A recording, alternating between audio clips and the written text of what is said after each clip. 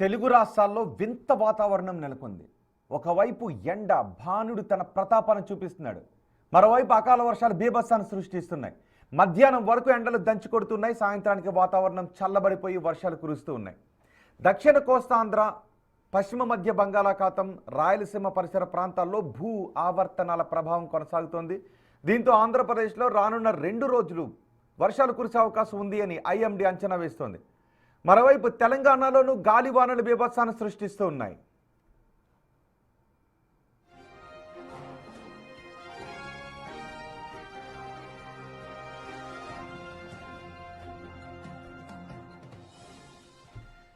శ్రీకాకుళం, విజయనగరం, మన్యం, అల్లూరి, అనకాపల్లి, కాకినాడ, ఉభయ గోదావరి జిల్లాల్లో ఈరోజు పిడుగులతో కూడిన వర్షాలు పడవచ్చు అని వాతావరణ శాఖ అంచనా వేస్తోంది. ఇప్పటికే ఏలూరు జిల్లాలో 404.2 మిల్లీమీటర్ల వర్షపాతం నమోదైంది.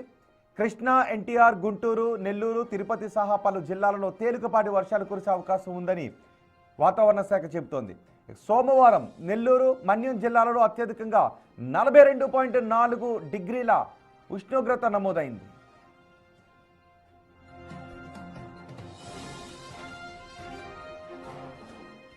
ఇక తెలంగాణలో కూడా భిన్న వాతావరణం కనిపిస్తోంది. రాజన్న సిరిసిల్ల జిల్లా, ఆసిఫాబాద్, నిజామాబాద్ జిల్లాలలో గాలివాన బీభత్సాన్ని సృష్టించింది. రైతాంగాన్ని ఈ గాలివాన నష్టపరిచింది. ఇవాళ ఆదిలాబాద్, మంచిర్యాల, పెద్దపల్లి జిల్లాలలో గంటకు 40 నుంచి 50 కిలోమీటర్ల వేగంతో బలమైన గాలులు వీస్తాయని వాతావరణ శాఖ హెచ్చరించింది.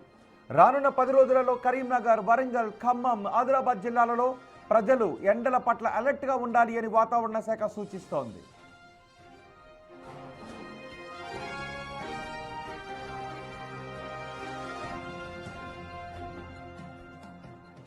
ఈ భిన్న వాతావరణ పరిస్థితులు ఈ నెల 9వ తారీఖు వరకు కొనసాగుతాయని, ఆ తర్వాత వాతావరణం సహజంగా పొడిగా మారిపోతుందని నిపుణులు అంచనా వేస్తున్నారు.